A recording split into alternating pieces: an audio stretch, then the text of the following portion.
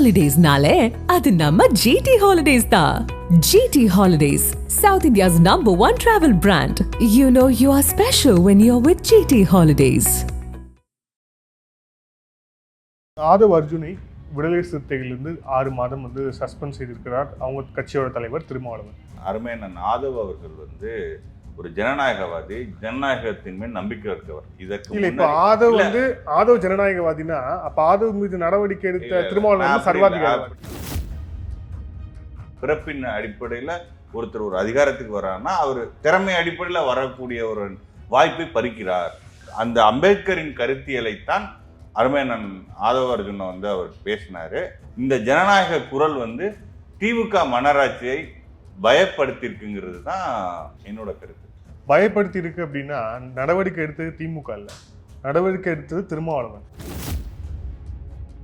அம்பேத்கரின் கருத்தியலை அண்ணன் எங்கிருந்தாலும் இங்கிருந்தாலும் அங்கிருந்தாலும் ஆதரிப்பார். அவர் மனமாற எங்களை வாழ்த்துவாருங்கிற நம்பிக்கை எங்களுக்கு இருக்கு. விஜயோடைய அழைப்பு, விஜயோடைய பேச்சே சனாதன சூழ்ச்சின்னு ஒருத்தர் சொல்றாருன்னா அவர் மேல எங்களுக்கு நம்பிக்கை இருக்கு. உண்மையினே சனாதனம் என்னன்னா அப்பா, பையன், பேரன் அப்படின்னு பதவிக்கு வர்றது, துணை பொதுச் செயலாளர், இளைஞரணி தலைவர், கட்சியின் தலைவர், தென்மண்டல அமைப்பு செயலாளர், 3 பேர் மத்திய அமைச்சர், ஒருத்தர் எம்பின்னு தமிழகத்தின் அரசியலையும் தமிழகத்தின் சினிமா துறையும் ரியல் எஸ்டேட்டையும் ஒரு தன்னோட ஆக்டோபஸ் தரத்தால் ஒரு குடும்பம் ஆளுதே, அதுதான் சனாதனம்.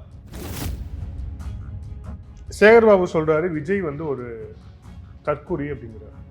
அமைச்சர் சேகர்பாபு அவர்கள் என்ன இஸ்ரோ சயின்டிஸ்டா? எங்க தலைவரை கோடிக்கணக்கான மக்களின் அண்ணனா, தம்பியா, குடும்பத்தில் ஒருவரா இருக்கிற எங்க கழக தலைவரை நீங்க இப்படி தரக்குறைவா பேசுறீங்க. எல்லாருக்குமான அம்பேத்கருங்கிற ஒரு புத்தக வெளியீட்டு விழாவை இவர் சினிமா செய்தி பார்க்கலன்றாரு. ஆனா உண்மையிலே அமைச்சர்களே, துணை முதல்வர் எல்லாரும் சேர்ந்து ரீசெண்டா வெளிவந்த ஒரு படத்துக்கு ரிவ்யூ பண்ணிக்கிட்டு இருக்காங்க. அப்போ எது அரசியல் எது சினிமானே தெரியல. அந்த அளவுக்கு தான் இருக்கு திமுக மன்னராட்சியின் இளவரசரோட அரசியல் புரிதல். வேங்கைவேல் சம்பந்தமா விஜய் பேசினாரு, வேங்கைவேலுக்கு விஜய் போனாரா? மணிப்பூர் சம்பந்தமா விஜய் பேசுறாரு, அப்ப மணிப்பூருக்கு எங்க கூட வருவாரா? இதுதான் கேக்குறாங்க. இன்னைக்கு என்னமோ நாங்க 200 ஜெயிப்போம்னு சொல்றாங்க. 23 சீட் ஜெயிக்காது. நீங்க எழுதி mark my words. 2011 will repeat. DMK 2011 was out ஆன மாதிரி வாஸ் அவுட் ஆகலன்னா கேளுங்க. என்ன 2011 மாதிரி திமுக மன்னராட்சி எதிர்கட்சியா கூட வராது, எழுதி வச்சு. அப்போ எதிர்கட்சியா யார் வருவா 2026? ஆதன் நேயர்களுக்கு அன்பு வணக்கம். இன்றைய சிறப்பு நேர்காணலில் நம்முடன் இணைந்திருக்கிறார் தமிழக வெற்றி கழகத்தின் செய்தி தொடர்பாளர் வீர விக்னேஸ்வரன் அவர்கள். வணக்கம் சார். உங்களுடைய கட்சி தலைவர் விஜய் அவர்கள் அவர் பங்கேற்ற அந்த விகடனுடைய விழா, அந்த விழாவில் ஆதவ் அர்ஜுன் பேசினது சலசலப்பை ஏற்படுத்தியது. இப்போ ஆதவ் அர்ஜுனை விடுதலை சிறுத்தைகளிலிருந்து 6 மாதம் சஸ்பெண்ட் செய்திருக்கிறார் அவங்க கட்சியோட தலைவர் திருமாவளவன். உங்களுடைய ஃபர்ஸ்ட் ரியாக்ஷன் என்ன? அருமையான ஆதவ் அர்ஜுன் அவர்கள் ஒரு ஜனநாயக குரலாக பிறப்பின் அடிப்படையில் ஒருவர் முதல்வராகவோ ஒரு கான்ஸ்டியூஷன் போஸ்டுக்கோ வருவது ஜனநாயகத்திற்கு எதிரானது. அம்பேத்கரின் கருத்தான பிறப்பின் அடிப்படையில் ஒருத்தர் ஒரு அதிகாரத்துக்கு வர்றாருன்னா அவர் திறமை அடிப்படையில் வரக்கூடிய ஒரு வாய்ப்பை பறிக்கிறார். அந்த அம்பேத்கரின் கருத்தியலைத்தான் அருமையண்ணன் ஆதவ அர்ஜுனை அவர் பேசினாரு. இந்த ஜனநாயக குரல் திமுக மன்னராட்சியை பயப்படுத்திருக்குங்கிறது தான் என்னோட கருத்து, எங்க கட்சியோட கருத்தும் அதுதான். பயப்படுத்தி இருக்கு அப்படின்னா நடவடிக்கை எடுத்தது திமுக இல்ல, நடவடிக்கை எடுத்தது திருமாவளவன் இல்ல. அவங்க அவங்க அவங்க அருமையண்ணன் தொல் திருமா அவர்கள் பொறுத்தளவுல அவர் ஒரு கொள்கை பிடிப்புள்ள தலைவர் இருக்கும் பட்சத்துல இருந்தாலும் அவர் திமுக கூட்டணியில் இருக்கிறார். அங்க அந்த பொலிட்டிக்கல் கிளைமேட்டுக்கு ஏற்ற மாதிரி சில முடிவுகள் எடுப்பாங்க. அவங்க உள்கட்சியிலையும் அண்ணன் சானவாசன் போன்றவர்கள்லாம் மாற்று கருத்து கொண்டவர்களாக இருக்காங்க. அதனால அவர் அந்த இன்டர்னல் பார்ட்டி பாலிடிக்ஸையும் பார்க்கணும், அலைன்ஸ் இதையும் பார்க்கணும். அப்போ அவங்க ஒரு முடிவு எடுத்திருக்காங்க. அவங்க சஸ்பெண்ட் தான் பண்ணியிருக்காங்க. இது ஒரு பொலிட்டிக்கல் டிசிஷன் தான். அந்த பார்ட்டியோட இன்டர்னல் டைனமிக்ஸையும் அலைன்ஸ் டைனமிக்ஸையும் இன்டாக்டா வச்சுக்கிறதுக்கு அவர் ஒரு முடிவு எடுத்திருக்காங்கன்னு தான் பார்க்க முடியும். இல்லை, அதாவது இது எப்படி வெளியில் இருக்கவங்க பார்க்குறாங்க அப்படின்னா, விஜய் அவர்களுக்கு தன்னுடைய ஆதரவை தெரிவிக்க போய் விஜய் அவர்களுக்கு ஒரு மேடை வந்து ஏற்படுத்தி கொடுத்ததை போய் அவரும் வந்து விஜயோடைய கருத்தை வந்து பேசியதால தான் அவருக்கு இந்த விளைவு இல்லை அப்படின்ட்டு வந்து சொல்றாங்க. நான் அதை மறுக்கிறேன். நீங்க வந்து உண்மை தெரிந்தும் பேசுறீங்க. அருமையண்ணன் ஆதவ் அவர்கள் வந்து ஒரு ஜனநாயகவாதி, ஜனநாயகத்தின் மேல் நம்பிக்கை இருக்கவர். இதற்கு இல்ல இப்ப ஆதவ் வந்து ஆதவ் ஜனநாயகவாதினா அப்ப ஆதவ் மீது நடவடிக்கை எடுத்த திருமாவளவன் சர்வாதிகாரி. அப்படி இல்லை, நான் அப்படி சொல்லல. என்னன்னா அருமையண்ணன் அவர்கள் வந்து இதற்கு முன்னாடி ஒரு 2-3 தொலைக்காட்சிகளுக்கு பேட்டி கொடுக்குறப்ப என்ன சொன்னார், 4 ஆண்டுகள் அரசியலுக்கு வந்தவர் வந்து துணை முதல்வர் ஆயிட்டாரு, 40 ஆண்டுகள் மக்களோடு மக்களாக எளிய மக்களின் குறைவாக விளிம்பு நிலை மக்களுக்கு உழைத்த என்னோட தலைவர் அண்ணன் திருமா முதல்வர் ஆகிறதுல துணை முதல்வர் ஆகிறதுல என்ன தப்பு அப்படின்னு கேட்டார். அப்போ அவர் யாருக்காண்டி பேசினார்? ஒரு ஜனநாயகவாதியா அண்ணன் திருமா அவர்களுக்கு தான் பேசினார். இப்போ பிரச்சனை வந்து திமுக மன்னராட்சி வந்து தமிழகத்தின் ஜனநாயக மாண்புக்கு எதிரானது, இதுதான் பிரச்சனை. அந்த திமுக மன்னராட்சிக்கு அண்ணன் அருமையண்ணன் ஆதவ அண்ணன் வந்து ஒரு ஒரு சிம்ம சொப்பனமா இருக்காருன்னா இதுல இருந்து நம்ம தெரிஞ்சுக்க முடியும். இல்லைங்க, இப்போ வந்து தாவேக்கா கிட்ட இருந்து குறைஞ்சபட்சம் எதிர்பார்க்கறது, தாவேக்காவுடைய தலைவர்கிட்ட இருந்து இப்ப எதிர்பார்க்கறது அப்படிங்கிறது குறைஞ்சபட்சம் வந்து ஆதவ அர்ஜுனுக்கு ஆதரவு இல்லைன்னா ஆதவ அர்ஜுன் ஜனநாயகத்தை தான் பேசினார் அப்படின்னா அதை பேசி நடவடிக்கை எடுத்து திருமாவளவனுக்கு கண்டனமா நீங்க சொல்ல. நீங்க வந்து எப்படி சொல்றீங்க அது வந்து அவருடைய உட்கட்சி பிரச்சனை, ஆமா உங்களுக்கு வந்து திருமாவளவனும் தேவை அதே மாதிரி ஆதவ அர்ஜுனும் தேவை அப்படின்னா அப்ப உங்க ஸ்டாண்ட் என்ன? இல்ல எங்க ஸ்டாண்ட் தெளிவா இருக்கு. பிறப்போக்கும் எல்லா உயிர்க்கும்ங்கிற வள்ளுவ பெருந்தகையின் கோட்பாடை கொண்டு இயங்குகிற தமிழக வெற்றிக் கழகம் பிறப்பின் அடிப்படையில் முதல்வராகவோ துணை முதல்வரோ வர்றதை எதிர்க்கிறோம். அதை அண்ணன் அருமையண்ணன் ஆதவ அர்ஜுன் அவர்கள் பேசினதை நாங்க ஏற்கிறோம். சரி சார், நீங்க பொலிட்டிக்கல் டிசிஷன் அவங்க எடுத்திருக்காருன்னா அவங்க பல விஷயங்களை வந்து அவங்க உட்கட்சியிலே அண்ணன் அவர்களோட பேச்சுக்கு அவங்க உட்கட்சியிலே நான் சொன்னேன் சானவாசனை உட்பட பல பேர் வந்து வெளிப்படவே எதிர்ப்பு தெரிவிக்கிறாங்க. அதனால இன்டர்னல் டைனமிக்ஸ் இருக்கு. அவர் ஒரு அலைன்ஸ்ல இருக்காரு. அவர் மைனர் பார்ட்னராகவும் டிஎம்கே திமுக மன்னராட்சி வந்து மேஜர் பார்ட்னராகவும் இருக்கிறப்போ பல பாலிடிக்ஸ் இருக்கு. நீங்க பாலிடிக்ஸ் புரிஞ்சு அந்த தப்பு புரிஞ்சுக்கிட்டீங்கன்னா அவர் ஏன் அந்த டிசிஷன் எடுத்தாருன்னு புரிஞ்சுக்க முடியும். இல்ல நீங்க வந்து மன்னராட்சியை எதிர்க்கிறீங்க இல்லையா, திமுகவுடைய மன்னராட்சியை எதிர்க்கிறீங்க, மன்னராட்சிக்கு ஆதரவா இருக்கவங்களையும் எதிர்ப்பீங்க இல்லையா? இல்ல நான் புரிஞ்சுக்கங்க, திமுக மன்னராட்சியை எதிர்ப்பது வேற, அதற்கு ஆதரவா எதுவுமே நிரந்தரம் கிடையாது. இன்னைக்கு வந்து அருமையண்ணன் திரும்ப அங்க இருக்காரு, நிரந்தரமா என்ன பட்டாப்பட்டு கொடுத்துருக்காங்களா?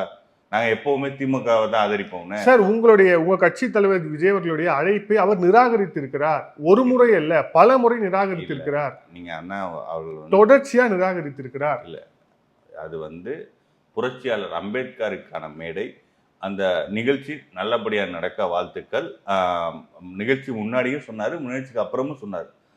தளபதி அவர்கள் மேலே எனக்கு எந்த வருத்தமும் இல்லை, நல்லபடியாக நிகழ்ச்சி நடக்கட்டும் என்கிட்ட சொல்லிட்டு தான் அருமையண்ணன் ஆதவர்கள் அதில் கலந்துக்கிட்டார், எல்லாத்தையும் சொல்லிட்டார். அவருக்கு சில பத்திரிகை வந்து தவறான தகவலை வெளியிட்டாங்க. அதில் எனக்கு இந்த சொல்ல அந்த பத்திரிகை வெளியிட்ட சொல்ல நான் கலந்துக்கிட்டா தவறான அர்த்தம் எடுத்துக்கொள்ளப்படும், இது இந்த அரசியல் சூழலை கருத்தில் கொண்டு நான் தவிர்த்தேன்னு சொல்லியிருக்காரு. அது மட்டும் சொல்ல அவர் இந்த விழாவே சனாதன சூழ்ச்சி அப்படிங்கிறார். விஜய் அவர்கள் பங்கேற்ற அந்த விழா, விகடன் ஏற்படுத்திய அந்த விழா, அது வந்து சனாதன சூழ்ச்சி அப்படிங்கிறார். நீங்க சொன்னீங்க இல்லையா அந்த பத்திரிகையை காரணம் காட்டினார்னு, அந்த பத்திரிகை அப்படி என்ன தவறா வெளியிட்டாங்க? அவங்க வந்து இந்த நாள் ஃபங்க்ஷன், இதுல விஜய் பங்கேற்கிறார், திருமாவளவன் பங்கேற்கிறார், தட் இஸ் அ ஃபேக்ட். இல்ல அதை தான் அவங்க பப்ளிஷ் பண்ணாங்க. விஜய் அவர்கள் பங்கேற்ற அந்த நிகழ்ச்சி சனாதன சதியா, அதுதான் திருமாவளவன் அவர்கள் சொல்றார். இது அம்பேத்கருக்கான மேடை, எல்லோருக்குமான அம்பேத்கர்னு அம்பேத்கரின் கொள்கையை அருமையண்ணன் திருமாவளவர்கள் சொன்ன மாதிரியே அம்பேத்கரிய கருத்தியலை வந்து தலித் மக்கள் பேசுறதோட நான் தலித் மக்கள்கிட்ட கொண்டு போகணும், அப்பதான் சமூக மாற்றம் வரும்னு அண்ணன் அவர்களின் உள்ள கிடைக்கையத்தான் எங்க கழக தளபதி அவர்கள் செய்யறாரு. இப்போ நாளைக்கு வந்து வேங்கை வேலுக்கு எங்க கழக தளபதி போய் இந்த தலித் மக்களுக்கு எடுக்கான சிவில் ரைட்ஸுக்காண்டி பேசினார்னா அதன் தாக்கம் எப்படி இருக்கும்? அது வந்து புது சமூகத்திட்ட போய் சேரும் அம்பேத்கரின் கருத்தியல். நாங்கள் அம்பேத்கரின் கருத்தியலை தான் முன்னெடுக்கிறோம். அதைத்தான் எங்கள் கழக தலைவர் சொன்னார், அம்பேத்கரின் கருத்தியலை அண்ணன் எங்கிருந்தாலும் இங்கிருந்தாலும் அங்கிருந்தாலும் ஆதரிப்பார், அவர் மனமாற எங்களை வாழ்த்துவாருங்கிற நம்பிக்கை எங்களுக்கு இருக்கு. இல்லை சார், அந்த நம்பிக்கை உங்களுக்கு இருந்தால் மட்டும் போதாது இல்லை, நீங்கள் ஒருத்தர் மேலே நம்பிக்கை வைக்கிறீங்கன்னா அவரும் வந்து அந்த நம்பிக்கை வந்து வெளிப்படுத்தணும், குறைஞ்சபட்சம் உங்களை வந்து எதிர்க்காமல் இருக்கணும். ஆனா வந்து சனாதனத்தின் சூழ்ச்சி, விஜயோடைய அழைப்பு, விஜயோட பேச்சே சனாதன சூழ்ச்சின்னு ஒருத்தர் சொல்றாருன்னா அவர் மேல எங்களுக்கு நம்பிக்கை இருக்கு. அவர் மேல எங்களுக்கு நம்பிக்கை இருக்கு நீங்க சொல்றதால என்ன புண்ணியம் அதுல? நான் ஒண்ணு போட்டு புரிஞ்சுக்கிறேன். அவர் யார அப்படி சனாதனம் சொன்னான்னு தெரியல. உண்மையான சனாதனம் என்ன தெரியும்? நீங்க எடுத்து பாருங்க சார். உங்க தலைவர் பங்கேற்ற நிகழ்ச்சியே நிகழ்ச்சிங்கிறது வந்து ஒரு அக்ரிணை பொருள். இவர் பண்ணாரு அந்த நிகழ்ச்சினா அது அம்பேத்கரின் பேரன் அவர்கள் ஆனந்த் டெல்டுங்கே வந்து கலந்துகிட்டு இருக்காங்க. ஐயா சந்துரு, நீதியரசர் சந்துரு அவர்கள் கலந்துகிட்டு இருக்காங்க. தளபதி கலந்துகிட்டு இருக்காங்க. இவங்க எல்லாருமே வந்து சனாதனத்தின் கைக்கூலிகளா? அண்ணன் வந்து யாருன்னு பர்டிகுலரா சொல்லுங்க. நீங்க திருமாவளவன் தான் கேட்கணும். இல்ல நான் கண்டிப்பா சொல்றேன். அண்ணன் அவர்கள் என்ன சொல்லியிருக்கா இது பண்ணிருக்கலாம்னா ஒரு ஒரு ஒரு அரசியல் சூழ்ச்சி இருக்குமோன்னு சொல்லி அவருக்கு ஒரு ஐயம் இருந்திருக்கலாம். பட் இல்ல, உண்மையினே சனாதனம் என்னன்னா அப்பா பையன் பேரன் அப்படின்னு பதவிக்கு வர்றது, துணை பொதுச் செயலாளர், இளைஞரணி தலைவர், கட்சியின் தலைவர், தென்மண்டல அமைப்பு செயலாளர், 3 பேர் மத்திய அமைச்சர், ஒருத்தர் எம்பின்னு ஆக்டோபஸ் கரங்களா தமிழகத்தின் அரசியலையும் தமிழகத்தின் சினிமா துறையும் ரியல் எஸ்டேட்டையும் ஒரு தன்னோட ஆக்டோபஸ் தரத்தால் ஒரு குடும்பம் ஆளுதே, அதுதான் சனாதனம். கர்நாடகாவில் 20% ஷெட்யூல் காஸ்ட் மக்கள் இருக்காங்க. தமிழகத்தில் 20% ஷெட்யூல் காஸ்ட் மக்கள் இருக்காங்க. கடந்த தேர்தலில் ஷெட்யூல் காஸ்ட் மக்கள் பெரும் 80% கிட்ட திமுக கூட்டணிக்கு தான் ஓட்டு போட்டாங்க. கர்நாடகாலையும் அப்படிதான் நடந்துச்சு.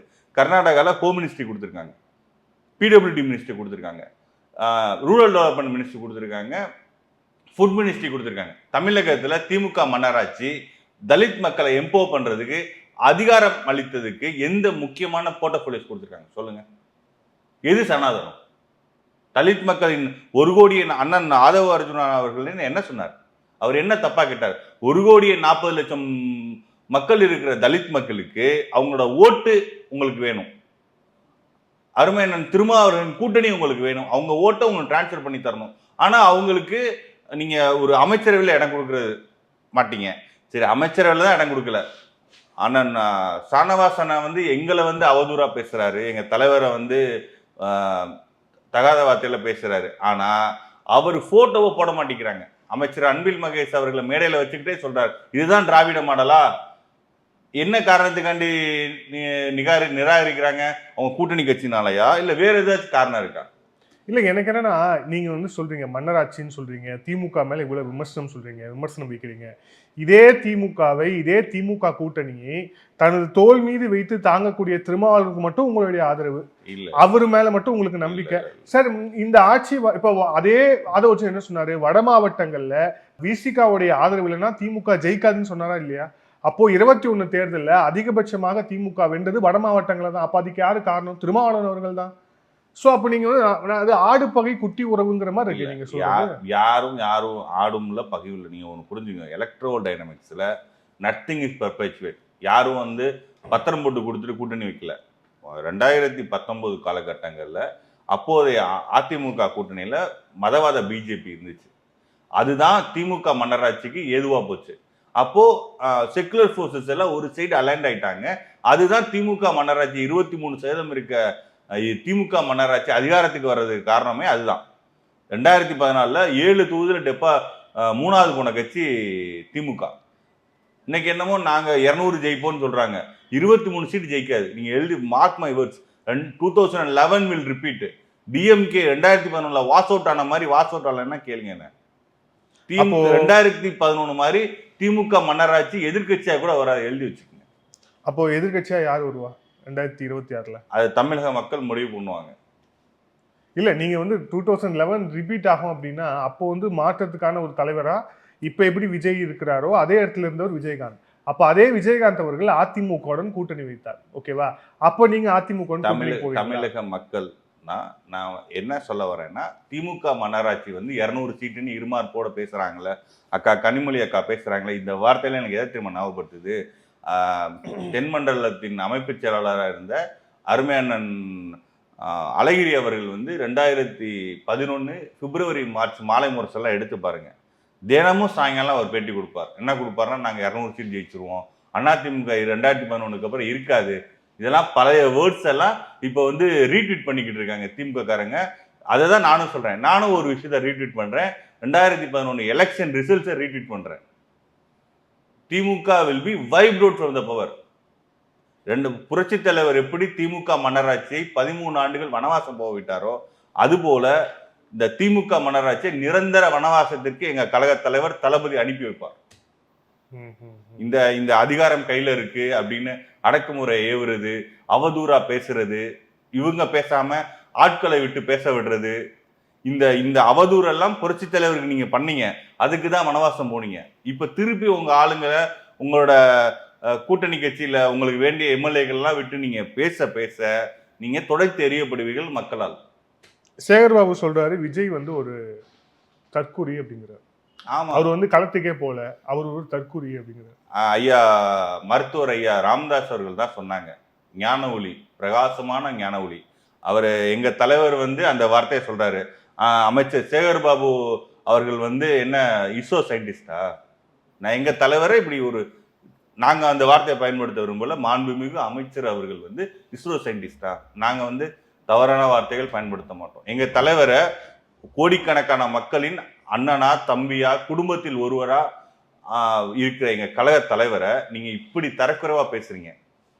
நான் காம்பிடன்ஸ் பத்தி பேசுவேன்ல, அப்புறம் நான் காம்பிடன்ஸ் பத்தி பேசுவேன்ல. அமைச்சர் சேகர்பாபு வந்து இஸ்ரோ சயின்டிஸ்டா இல்ல அமைச்சர் உதயநிதி அவர்களோட என்ன காம்பிடன்ஸ் இருக்கு? அம்பேத்கரை இழிவுபடுத்துகிறார். அமைச்சர் துணை முதல்வர் உதயநிதி அவர்கள் வந்து அம்பேத்கரை இழிவுபடுத்துகிறார். எல்லாருக்குமான அம்பேத்கருங்கிற ஒரு புத்தக வெளியீட்டு விழாவை இவர் வந்து சினிமா செய்தி பார்க்கலன்றாரு. ஆனா உண்மையிலே அமைச்சர்களே, துணை முதல்வர் எல்லாரும் சேர்ந்து ரீசெண்டா வெளிவந்த ஒரு படத்துக்கு ரிவ்யூ பண்ணிக்கிட்டு இருக்காங்க. அப்போ எது அரசியல் எது சினிமானே தெரியல. அந்த அளவுக்கு தான் இருக்கு திமுக மன்னராட்சியின் இளவரசரோட அரசியல் புரிதல். அதுதான் சொன்னார் ராமதாஸ் ஐயா. ஞான ஒளி, சாதாரண ஞான ஒளி, அரசியல் ஞான ஒளி. அதனால திமுகவின் அரசியல் ஞான ஒளிக்கு 2026 மக்கள் தக்க பாடம் தருவாங்க. இதுல இப்போ அமைச்சர் தாமோதரன் சொல்லியிருக்காரு, அது வந்து லாட்ரி டிக்கெட்டும் பிளாக் டிக்கெட்டும் வந்து ஒரு மேடையில இருந்து பேசியிருக்கிறாங்க. இப்பதான் தெரிஞ்சிச்சா அவரு அருமையண்ணன் ஆதவ அர்ஜுன் அவர்கள் வந்து அவரோட பின்புலமா அவரோட சம்பாரிச்சதெல்லாம் உங்களுக்கு வந்து நூற்றுக்கணக்கான கோடிகள் வந்து எலக்ட்ரோல் பாண்ட்ஸா நீங்க வாங்குறப்போ அவர் தெரியலையா? இன்னும் பர்சனலா சொல்லணும்னா 2021க்கான உங்க கட்சி சார்பா உங்க கூட்டணி கட்சி கிட்ட சீட்டு பேச்சுவார்த்தை யார் நடத்தினா? அன்னைக்கு வந்து அவர் புனிதராயிட்டாரு. இன்னைக்கு மன்னராட்சி எதிர்க்கிறனால அவர் வந்து அவரை தரக்குறைவா பேசுங்க. திமுகவுக்கு எப்பவுமே ரிட்டர்ன் ஆகுங்க. அவங்களுக்கு டொனேஷன் கொடுத்தா அவர்கள் புனிதர்கள், அவங்களுக்காண்டி வேலை பார்த்தா எலெக்ஷன் வேலை பார்த்தா அவங்க நல்லவங்க. இன்னைக்கு வந்து அவர் ஜனநாயக குரலா வெளிப்படுறது வந்து உங்களுக்கு கசக்கத்தான் செய்யும். என்ன பண்றது? இந்த திமுக மன்னராட்சியை நிரந்தர வனவாசத்தை அனுப்புவதற்கான நாளம் வெகு விரைவில் கனியும். இதுல இப்போ தமிழக பாஜக தலைவர் அண்ணாமலை நேற்று செய்தியாளர் சந்திச்சு அவரும் வந்து நிறைய கேள்வியில கேட்டிருக்காரு. அதுல முக்கியமான கேள்வி மணிப்பூர் தொடர்பாக விஜய் அவர்கள் பேசியது. மணிப்பூர் விவகாரத்துல ஒரு புவி அரசியல் சார்ந்த நிறைய விஷயங்கள் இருக்கு, அதை பத்திலாம் விஜய் தெரிஞ்சுக்கணும். மணிப்பூர் வேணா போகணும்னா வாங்க, நம்ம 2 பேரும் போவோம், நானே உங்களை கூட்டிட்டு போறேன் அப்படிங்கிறார். என்னோட வர விஜய் தயாரா அப்படின்னு கேட்கிறாரு. ஃபர்ஸ்ட் விஷயம் வந்து மணிப்பூர் மே 2, 2023 அங்கே பிரைன் சிங், அங்கே மணிப்பூரோட முதல்வர் பேசியதா ஒரு தகவல் வருது. என்னன்னா கூக்கி ட்ரைப்ஸ் தான் வந்து ட்ரக்ஸ் கடத்துறாங்க, அதே மாதிரி பங்களாதேஷ்லேருந்து வர இன்ஃபில்ட்ரேட்டர்ஸ்க்கு வந்து ஆதரவாக இருக்காங்க அப்படின்னு சொல்லி ஒரு பேச்சு வருது. அதை தொடர்ந்து இது வந்து இன்ஸ்டண்ட்டாக அந்த பிரச்சனை கலவரத்திற்கான காரணம். அதற்கு அடுத்து இந்த கூக்கி ட்ரைப்ஸுக்கும் நாகா ட்ரைப்ஸுக்கும் இருக்கிற ஷெட்யூல்ட் ட்ரைப்ஸ் ரைட்ஸ் இருக்கு அவங்களுக்கு.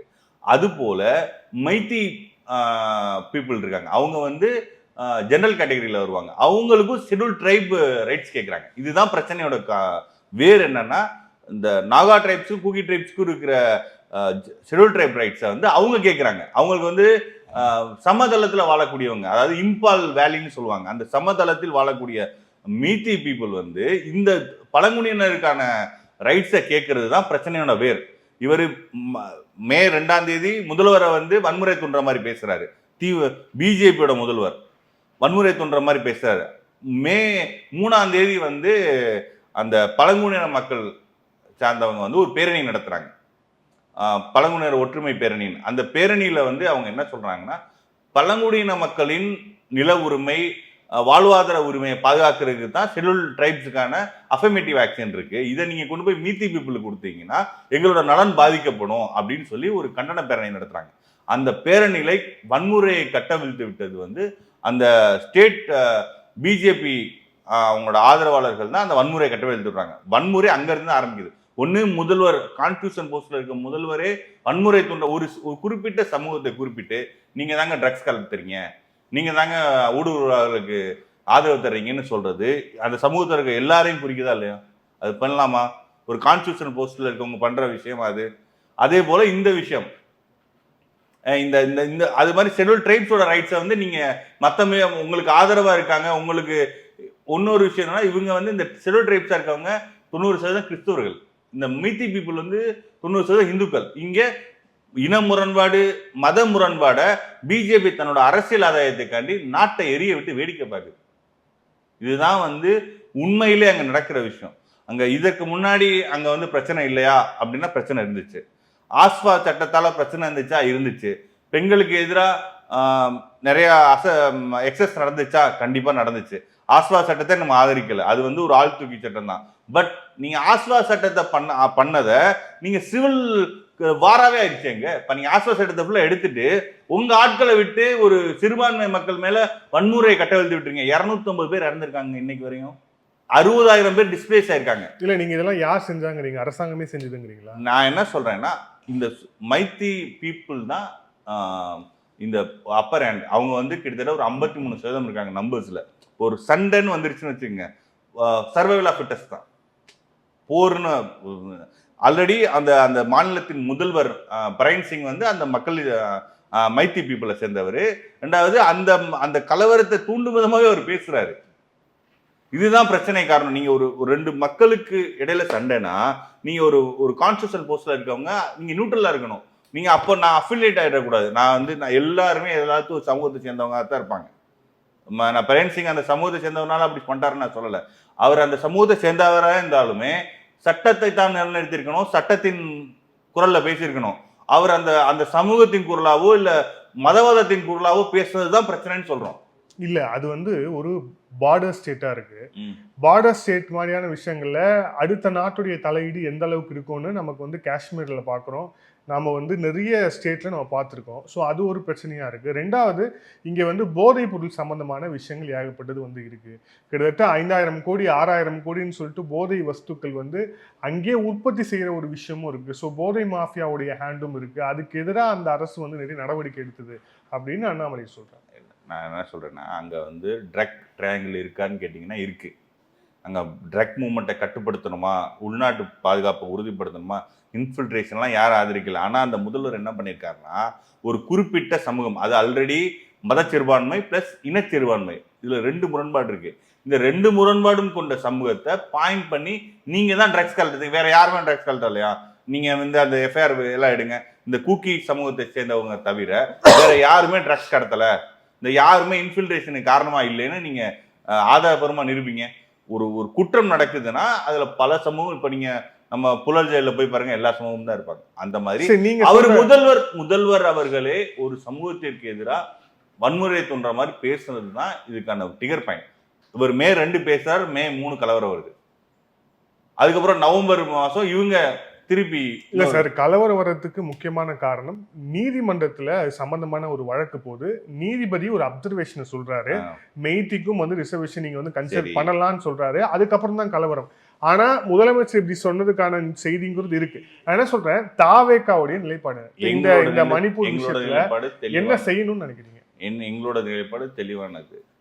நீங்க வந்து ஃபர்ஸ்ட் வந்து நீதிமன்றம் வந்து ஷெட்யூல் ட்ரைப் ரைட்ஸை வந்து மீத்தி பீப்புள் வந்து கிளைம் பண்றாங்கன்னா அது வந்து ஒரு அந்த மக்களின் அடிப்படை உரிமையை பாதிக்கும்னு அவங்க ஃபீல் பண்றாங்க. அப்போ வந்து நீங்க வந்து அந்த மக்கள் ஒரு பேரணி போறாங்கன்னா அந்த பேரணியில மிகப்பெரிய வன்முறை வெடிக்குது.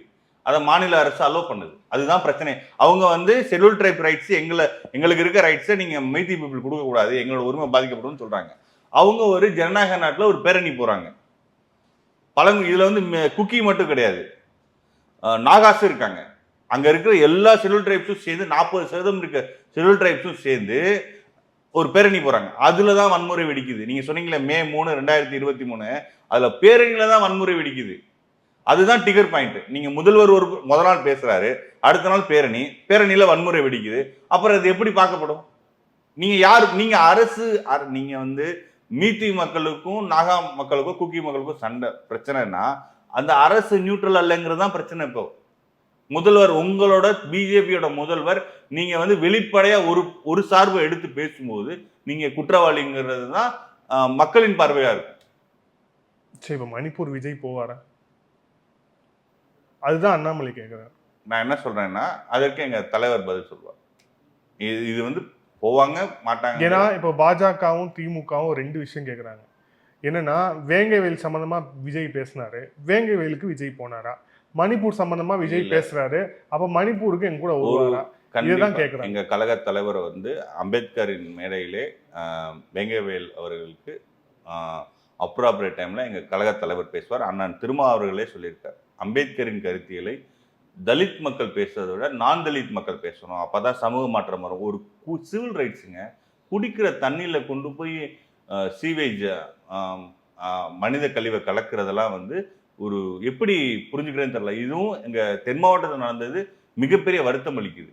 இந்த விஷயத்த வந்து ஒரு பொது சமூகத்திட்ட நான் தலித் மக்கள் கிட்ட ஒரு ஒரு ஒரு ஜனநாயக கருத்தியலை எடுத்துட்டு போற அரும்பணியை கோடிக்கணக்கான தமிழ் மக்கள் மத்தியில் எங்க கழக தலைவர் செய்வார். அதை நீங்க எதிர்பார்க்கலாம். இந்த மணிப்பூர் விஷயம் பொறுத்தளவுல எங்க கழக இன்னைக்கு தான் நேத்து இன்டர்வியூ வந்திருக்கு. எங்க கழக தலைவர் வந்து இந்த விஷயத்துல அவரோட இதை சொல்வார். எங்க ஸ்டாண்ட் இதுதான். பட் இந்த மணிப்பூர் போறது விஷயங்கள கழக தலைவர் முடிவு பண்ணுவார். இந்த நேர்காணல இறுதியான கேள்வி, ஆதவ் அர்ஜுனை 6 மாசம் சஸ்பெண்ட் பண்ணிட்டாங்க விடுதலை சிறுத்தைகள்ல இருந்து. அவர் தாவேக்காவில் இணைவார் அப்படின்னு ஒரு நிறைய பேர் வந்து எதிர்பார்க்குறாங்க. ஏன்னா அவருடைய பேச்சு அந்த மாதிரி இருந்தது அப்படிங்கிறதால. அவர் தாவேக்கால இணையக்கூடுமா? அது இல்லை, நீங்க புரிஞ்சுக்கங்க. அவர் அருமையான ஆதவ் அவர்கள் வந்து என்ன சொன்னார், அம்பேத்கரின் கோட்பாடின்படி பிறப்பின் அடிப்படையில் ஏற்றத்தாழ்வு இருக்கக்கூடாது, பிறப்பின் அடிப்படையில் ஒரு முதல்வர் ஆகக்கூடாது. அது வந்து ஜனநாயக கருத்து. இது தாவேக்காவின் கருத்தும் கூட. பட் அது ஜனநாயக குரல். அதை அவர் ஒழித்திருக்கார். அதற்கு திமுக மன்னராட்சியிடம் இருந்து பல எதிர்ப்பும், திமுகவின் ஆதரவாளர்கள், வீசிக்கல இருக்க ஆதரவாளர்களும் எதிர்ப்பு தெரிவித்த காரணத்தினால சில அவங்க கட்சியோட இன்டர்னல் மேட்டர் அதில் நம்ம தலையிட முடியாது. நீக்கிறது சேர்க்கறதெல்லாம் வந்து அந்த கட்சியின் தலைவரோட முடிவு. அந்த பிரகேஷனும் போகல. பட் நாங்கள் கட்சியில் இணைக்கிறது அந்த மாதிரி விஷயங்களை எங்கள் கழக தலைவர் தான் முடிவு பண்ணுவார். நன்றி சார். பலர் கேள்வி. Thank you sir. Thank you so much.